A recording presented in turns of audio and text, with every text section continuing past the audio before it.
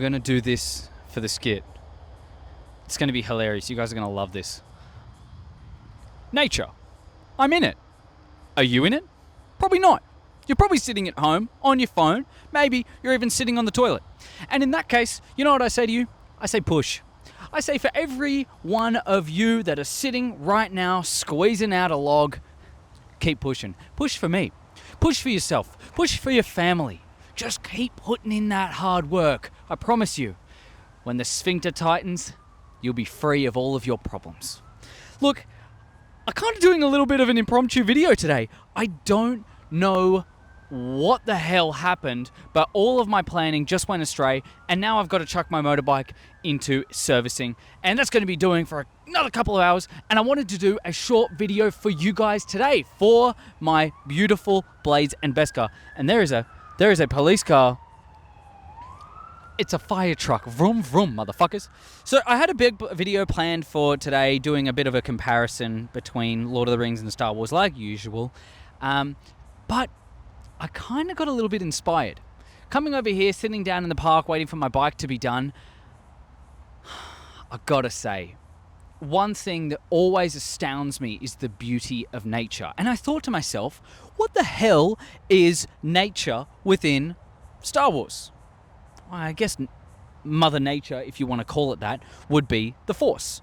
You know, it lives in everything. It breathes life.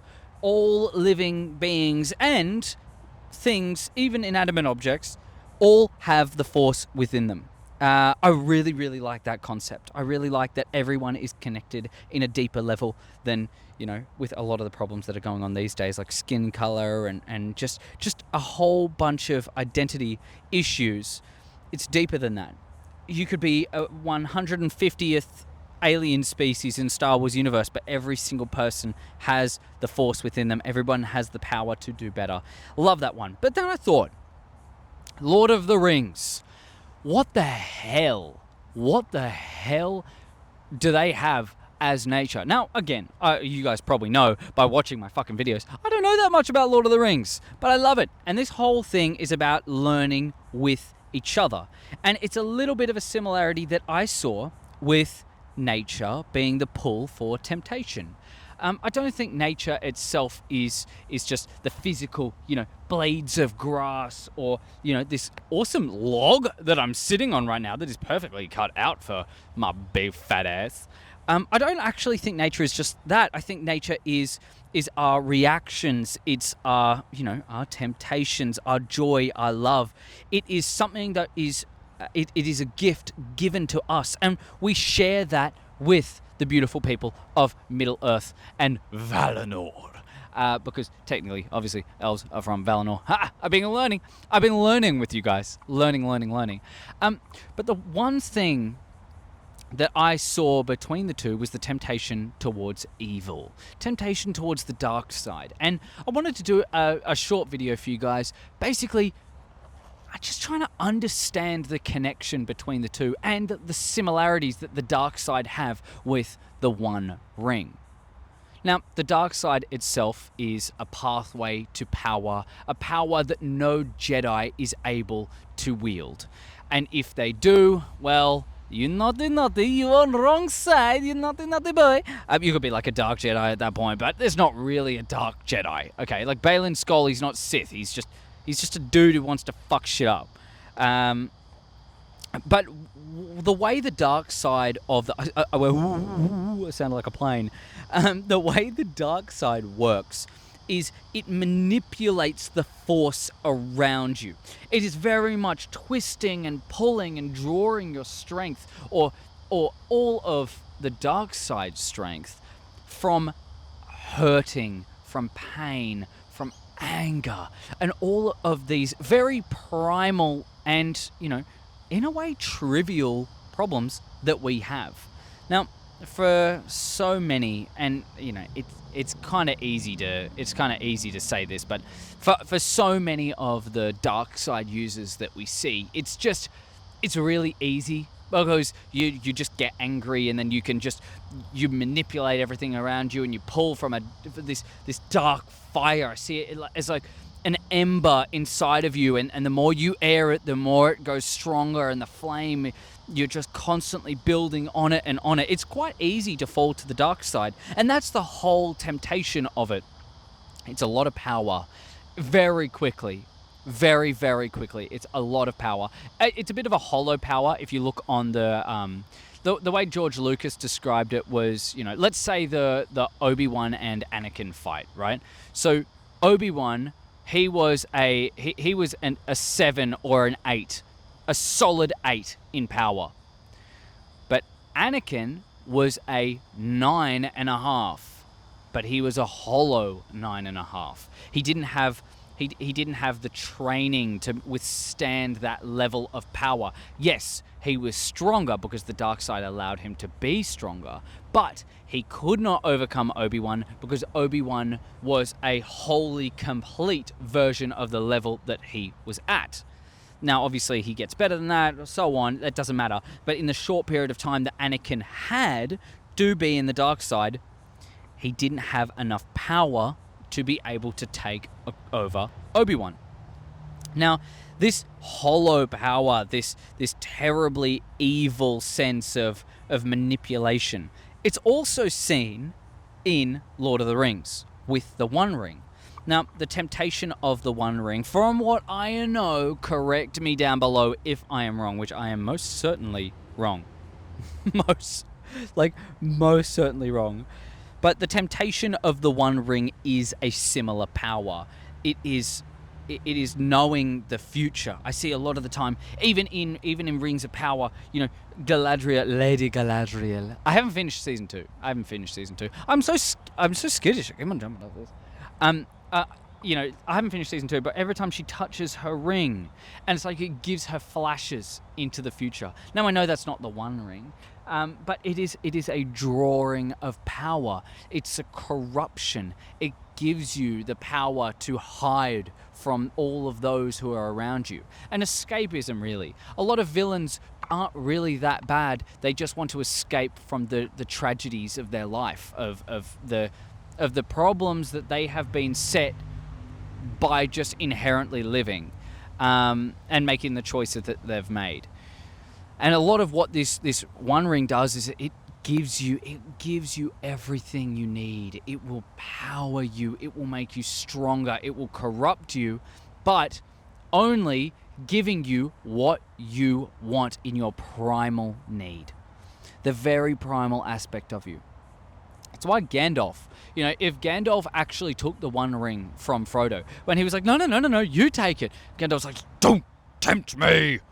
He didn't really sound like that. Let's do an impression. Don't tempt me. No, that sounds like Christopher Lee. Stop. I'm so good at impressions. And he's like, don't do it. Like, you're gonna fucking tempt me, you dickhead. And Frodo goes, what? No, but it's just a fucking ring. Just take the fucking ring. And Gandalf's like, no, you motherfucker. I could turn evil. You could turn me into someone bad. You're trying to fuck me up here, man. Don't do this. Even then, the draw of its power was screwing with Gandalf's head. If he turned with the One Ring, life as we know it would cease. Life as we know it would cease. He would just be he's an Anatar, right? It's the same thing as Sauron. He's got some serious fucking power. He's got some serious power. And he would be able to level mountains, completely obliterate forces, massive armies trembling at his feet. He would be a dangerous villain. But giving into that primal fear of just conquering, of being the one, all people want is power. In the end, all they will care about is power. You can see that with politicians today. You can see that think about your workplace. People are going to fuck you over for a manager's job, right? You know what I mean? Like, anyone does it, and it really shits me. You see the corruption of that power in such a primal way in Lord of the Rings that it's kind of fascinating. It kind of gives you a little bit of a different perspective of, hey, maybe it's not just the One Ring itself. Obviously, sure, it's the power of Sauron, and it's all evil incarnate, sold into this one ring that has a mind of its own. It will decide whether or not it wants a host, or if it will get rid of hosts and so on. That's why it runs away from so many different people, and it shows itself to someone like Gollum or Smeagol, who can't withstand, or he can't withhold the power of the One Ring. Now, speaking of withholding the power, we do see a lot of Jedi in Star Wars who resist the dark side. They resist the evil temptation to fall to the depths and to lose their honor and their code. I think, genuinely, the most notable of them all is Obi-Wan Kenobi. Obi-Wan lost his girlfriend. It was his girlfriend. Satine was his girlfriend. Obi-Wan lost his girlfriend. He lost his master. He lost his Padawan. That's my bike. They're doing a test ride. He lost his Padawan. He lost everything. He lost his whole Jedi Order. The thing that was given to him as this rite of passage. You have this power that no one else has, and be a part of this community. We love you, we'll treasure you, and we'll treat you well. He lost it all. He lost every single one of them, and he was thrown into hiding. And not at one point did he turn to the dark. At not one point did he turn to evil. He may have been depressed and he may have lost his way, but he never lost his way in the way of the dark side. Anakin is a different story. Anakin so easily tempted by the power to level mountains, as I was saying before, and bring back the one that he loved from dying, which he was the root cause of the whole time. It's a really interesting concept to see someone like that. Now, could you do that in Lord of the Rings? Well, no. Effectively, with the One Ring to rule them all, you could not resist the temptation at all. It would just be a matter of time.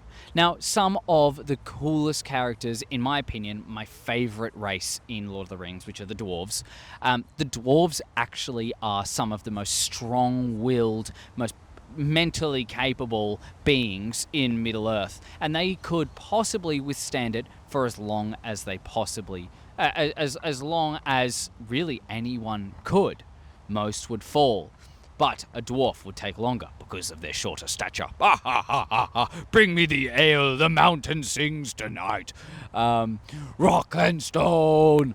Anyways, you kind of see that in the movies when you've got Gimli, my wee lad Gimli. I love Scotland as well, by the way. Anyone who's Scottish, comment down below. I fucking love Scotland. I went there a while ago, 2 years ago, but it was like one of my favorite countries in the world. I've actually got a kilt and everything. I'll wear that in one episode. If you comment down below, and if you're Scottish, comment down below, and I will wear the kilt in another episode.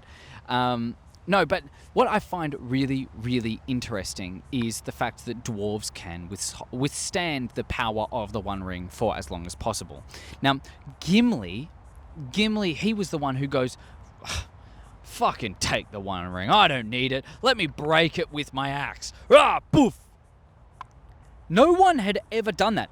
Even being in its immediate presence, there were also people fucking falling straight away. Boromir, he died. He died because of his corruption, being around it. Now, obviously, we know that men are going to be the weakest of all. They are going to be the ones to be the first to fall. They are always the ones more tempted because they sided with Morgoth in the First Age. Which I think that's right. I think that's right. I'm learning a lot off Rings of Power, which I know so many people are like, oh, it's a shitty adaptation. And I get it, but that's what I'm learning, and it's kind of like, it's canon now, so, so Morgoth in the First Age, men kind of aligned themselves with that, and it was really interesting to see just how they grew within the Second Age, because in the Second Age, you've got the elves with their rings that have been corrupted by Sauron himself, and they're leading elves astray. Right now, we've seen Celebrimbor, And he's already fallen to the temptation of Sauron. You know, he's not telling the High Elf. But you can kind of tell where I'm up to by hearing me say this stuff. Don't spoil it in the comments, by the way, please. Please, I'm so excited to watch it. Celebrimbor, he is tempted by Sauron straight away. He's like, I'm not going to tell the High Elf about this. No, this needs to be done. This is my greatest work. Here I am thinking that the elves were going to be the strongest. No. I've done my revision. Dwarves, baby. Dwarves are the strongest known creatures mentally, and also the fucking coolest looking. And they're all Scottish. I love it. But no, like, I found it really cool as well. You know, talking about Durin and the High Durin. I can't remember, like, basically the king. He's the one who wears the crown. He talks about the temptation, and he talks about the One Ring and so on. No, maybe not even just the One Ring, but he talks about, and the elves were meant to die, and prolonging that is going to alter the fabric of time. Kind of fucking scary, but he was right. In the end, his stubborn-headed, just absolute fucking nonsensual brain who doesn't give any single fucking second, even for his kids. Even he could tell the whole time how bad it would be if you continued down this same path of evil. So, I mean, look, to kind of finish this off, because I know I'm about to get called up to get my bike back, because I saw them going up and down. I just, you know, it's really interesting to see the parallels between some of our favorite universes. To see the temptation and how temptation can grow and fester itself and become something that is so purely evil, that we see some of our favorite characters turn into these shells of what they once were. These people who you could so commonly see yourself with. You could align with how they acted. Like Anakin, so many kids acted like Anakin. They wanted to be Anakin. And then he fell, and it's like, God, don't, why? You are me. Like, you are like me. I loved you. And I know that whole thing of like, I loved you, Anakin. But, you know, it really is, as a fan, like, seeing something like that, it's so beautiful to be able to connect yourself with a character, and then it's really hard watching them fall. It's why so many people watch Star Wars, Revenge of the Sith. I have to say Star Wars Revenge of the Sith. And no, copyright over here. You know, it's so, there it goes again. But no, like, it's so easy to see Revenge of the Sith now, and just go, I don't want you to fall, dude. Please don't. Not this time. Like, I love you so much. I know what you're going through. Please, just don't. Just don't do it this time. And, you know, breaks your heart every time. Every single time. That's why everyone knows all the quotes. Like, you can recite the whole thing non-stop like it's fucking nothing. I really like that. And with the One Ring... Oh, Jesus. And with the One Ring, you're always like, Frodo, like, at the end, you're like, Frodo, throw it in the fire. Throw it in the fire. Don't use this power. But as Tolkien said, I watched this TikTok short. No, it's not TikTok. I don't watch TikTok. I watch Instagram Reels. I'm no better. I'm just as bad. You know, but I watched this reel, and it was Tolkien talking about how Frodo's failure was not that of his own. It was the pure corruption of the ring to be able to reach a point of its creation, the most evil, the most manipulative area in Middle-earth. Of course he fell. It was not a fault of his own. It was just the power of the ring. It's what it was meant to do. It was what it was meant to be. And it's cool. It's really, really cool seeing that, and seeing that there's so many similarities in the temptation and nature, and how we can connect these two beautiful franchises together into one. That's why I find that so many Star Wars fans love Lord of the Rings, and, you know, vice versa. They're both fantasies. They're both set in some incredible universe where anything is possible. You know, Star Wars has cooler elements in it, like westerns and samurai and all that kind of mumbo jumbo. Love it. Love it to bits. It's not mumbo jumbo, but you know what I mean. You know, it's so nice to see that similarity. And I'm really keen. I'm really keen to finish off the rest of this Rings of Power to see potentially how it can go further, and maybe I can update my knowledge. But Thank you so much for watching. Thank you so much for being here. I hope you like this spot. I actually kind of like it. I've never been here in my life. Literally just had to come here because I was doing my motorbike thing. I hope my phone has not overheated so I haven't lost this. But I love you all. I love you all so fucking much. Thank you so much for the love that you gave on my previous video. Love it. And I'll catch you in the next one. I'll catch you on Saturday. I'm going to film the next video. Oh, wait. Oh, my Saturday video. It's going to be in a cool spot. It's going to be in a cool spot. So tune in for Saturday. Thank you so much for watching. Thank you so much for enjoying. To all of you amazing people, and specifically you, Gongasleet, and Furious McCormick, if I'm saying it properly. Like, you guys...